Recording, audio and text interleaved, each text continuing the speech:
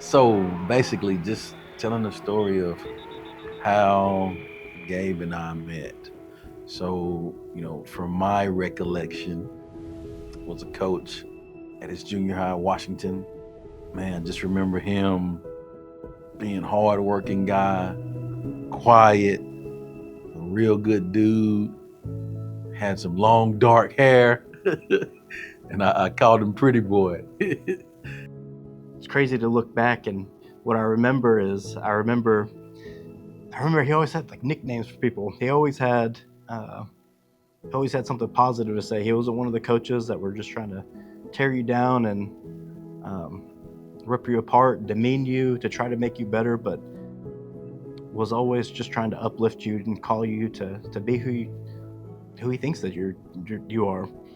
A lot of times as an educator, teacher, coach, you see things in students at an early age, traits in them that are great traits, right? And you can pick those things out. And some things that I saw in him was, like I said, just hardworking, respectful, very observant of the situations and the scenes, and just tried to do things to fit in the right way in all of those situations. And those some of the things that I noticed about him. Going into my freshman year of high school, I was there at Conroe for a little bit, ended up moving away to Willis, graduated high school from Willis, and after that moved away to New York, came back, and ended up in Cleveland, Texas, where I ended up working, doing graphic design and working for a church. 10 years later, almost 15 years after that, ended up having to leave, and I was just in a situation where it was just, life was depressing. Ended up being so anxious and having such bad depression, ended up having to get on medication. I had a spot on my forehead that wouldn't go away. Just, I guess it was stress hives or something. And the only thing that would fix it was get on medication. Leaving the church was hard. After I left Cleveland, ended up moving. I knew that I still needed to be in church, and was looking, and I knew about the ARC and I wanted to give it a shot, but I also knew that I needed to stay connected. I was blessed and fortunate to have the opportunity at my church, the ARC Church, to teach a leadership development class. And it's crazy with the story, because I have lots on my plate. And going into it, like, I was asked about teaching the class, and it took me a little while to make the decision to do it, because I knew I was already struggling with managing my time with all of the things that I had on my plate. So I had to look within myself and reassess my priorities. And my priorities, if I say that my faith is important, then I got to do a leadership development class at the ARC Church. I got to figure out a way to do that. The first morning I walked into class, and there was this guy already in the class. I was like, wait a minute, I'm the teacher. I'm supposed to be here first and be early. And this guy's sitting there in the front row just with his stuff out. And I'm like, okay. And so he walks up to me and he introduces himself to me. And he says, yeah, I'm Gabe. And I'm thinking to myself, man, this guy looks kind of familiar, right? And then he smiled. He looked at me. He had that look. Then he goes on to say, hey, I don't know if you remember me, but you were my coach. Like, pretty boy, yeah. It's crazy how God puts people in our lives exactly when we need them. I need to say that one again for myself. It's crazy how God puts people in our lives exactly when we need them. When I left the church, it almost felt like I had nothing to offer. Like, I felt like I didn't have any skills. Everything I did was related to church.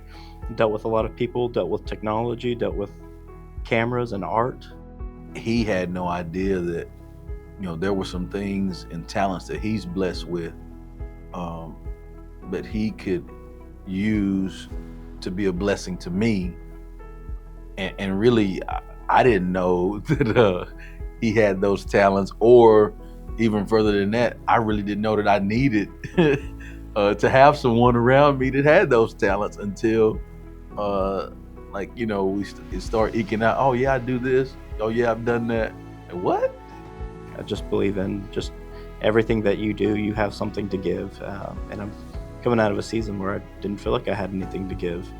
So to be able to, give Chip something that, is a little piece of me and a little piece of some skills that I have, that's been really, really cool. There's lessons, just reflecting on our journey. There's some lessons, some key lessons that I've learned. I think the first lesson is, my mom used to tell me this all the time: never mistreat anyone, because you don't know who you're gonna need to help you, right? So we all need help sometimes. Some of us, like me, I need a lot more help more often, right?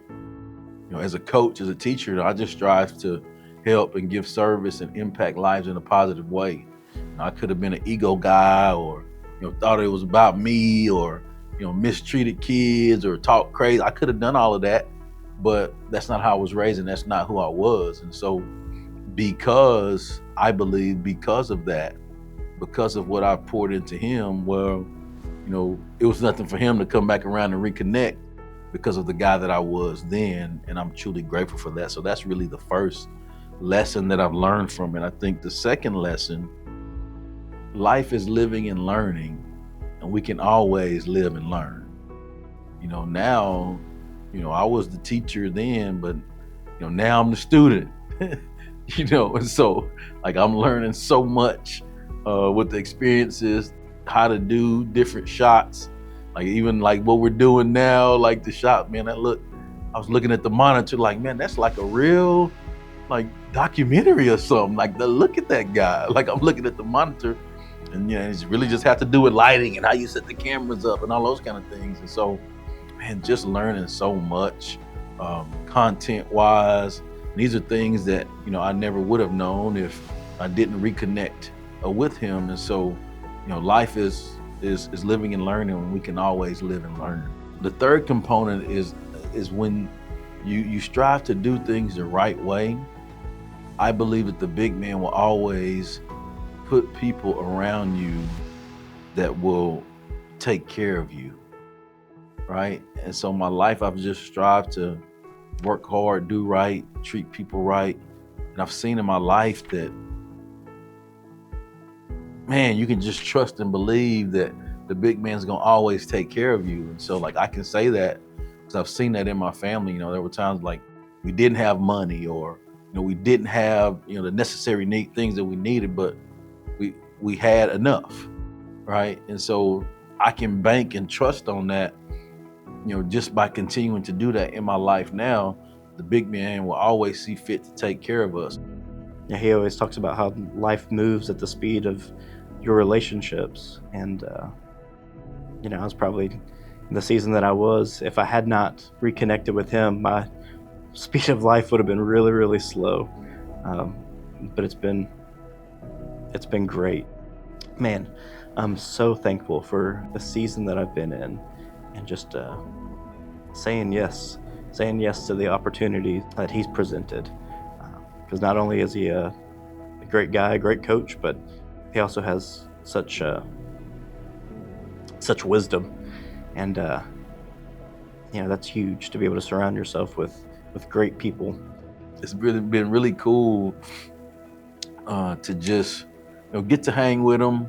We've done some trips and gathered some content, and just to enjoying the time, having the conversations about life, about family, about being a man, about growing, about living and learning, experiencing the things together, being able to go to some really neat interviews.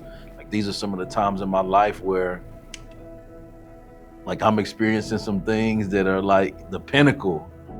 It's been great, because never would I have thought, leaving the season that I was in and entering into, that I would have such an opportunity to be able to have such health, have such such an opportunity to be able to meet some of the people that I have been, and being in the room with Chip as he teaches in class and as he's speaking at events. So that's the 3 lessons. Never mistreat anyone because you don't know who you will need to help you.